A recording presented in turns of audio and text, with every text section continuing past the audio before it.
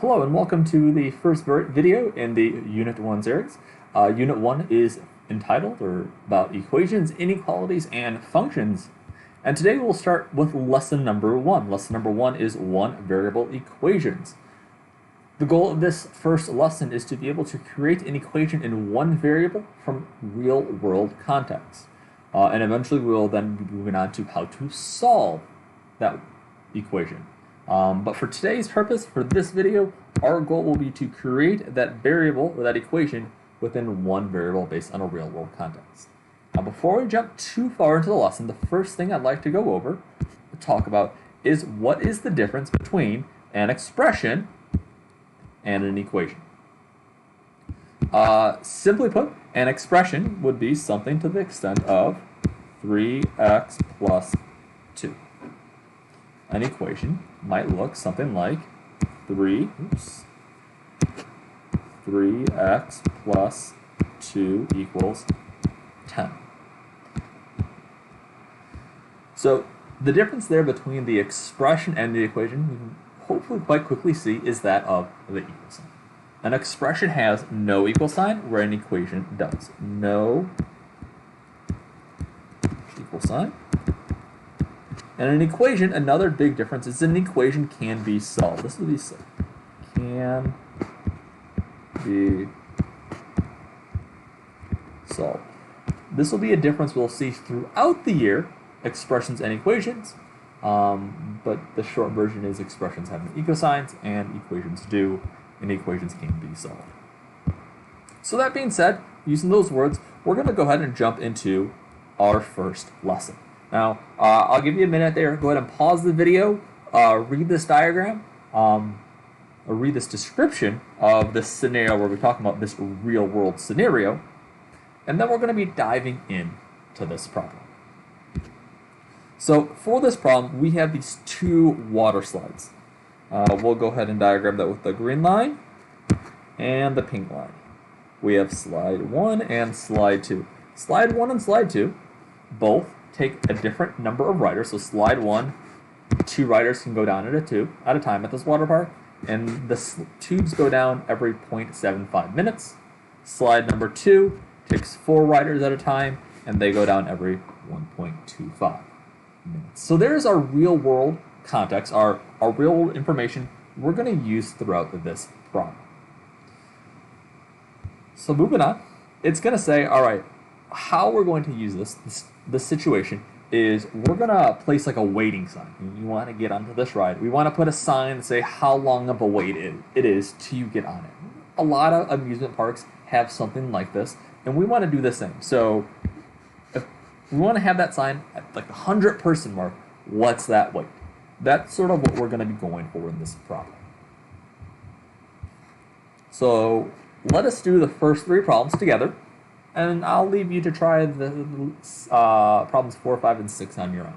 So, first problem here is let R represent the number of riders that take slide 1, and write an expression for the number of tubes. So we have this variable R, that's the number of riders, and we're going to be writing an expression for the number of tubes.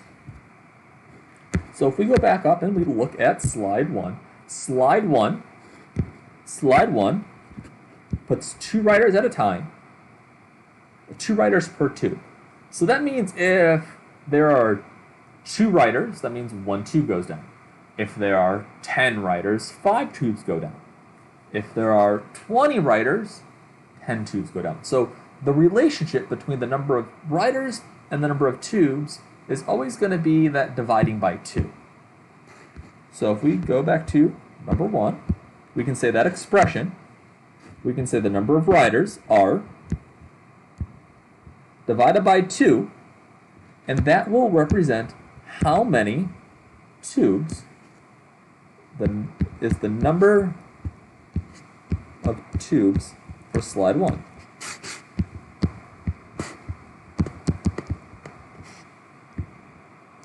For slide 1, there we go. So we take how many riders we have, we divide it by 2, that tells us how many tubes it would take to go down. All right. Question number 2 says now write the expression for the amount of time it will take these riders to go down slide 2. So again, if we go back and look at that chart, again, sticking with slide number 1, every tube goes down every 0.75 minutes. So if we know how many tubes we have, and we know how long it takes per tube, we can multiply those two things together. We can take the number of tubes from the previous problem, in part 1, r over 2, times how long it takes per tube, 0.75, and we will have that expression for amount of time. Time, so this is the time to, well, if I can spell the word take, time to take slide 1. Time to take slide 1. Now, we have not reduced that expression. We have not simplified it. Typically, it's not usually the best practice to have fractions, and decimals.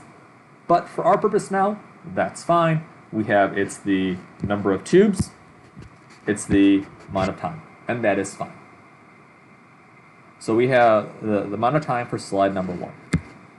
Now question number 3. Question number 3 says, assuming all the writers take slide 1, so assuming that all writers take slide 1, R is a variable, it could be 1, it could be 100, it could be 0, there are 100 writers in all. It says, write an expression for the number of writers who will take slide 2. We have R writers, there's 100 in total.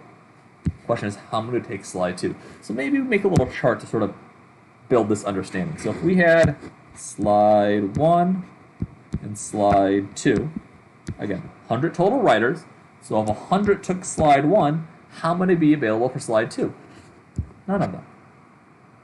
If, let's say, 90 took slide 1, how many would be available for slide 2? Well, 10.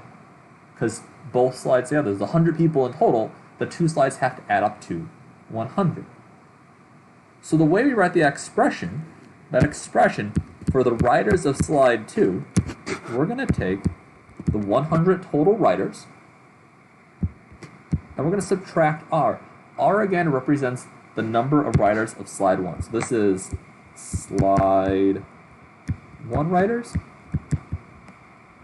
So if we take the 100 total people minus how many write slide 1, this expression represents how many people will be taking slide 2. Now, this expression right here is going to come into play in the next few parts. Problem number 4 is going to ask us to figure out the number of tubes. So you're going to use our expression from 3, similar to like what we did number 1. Number 5 is going to ask us the amount of time.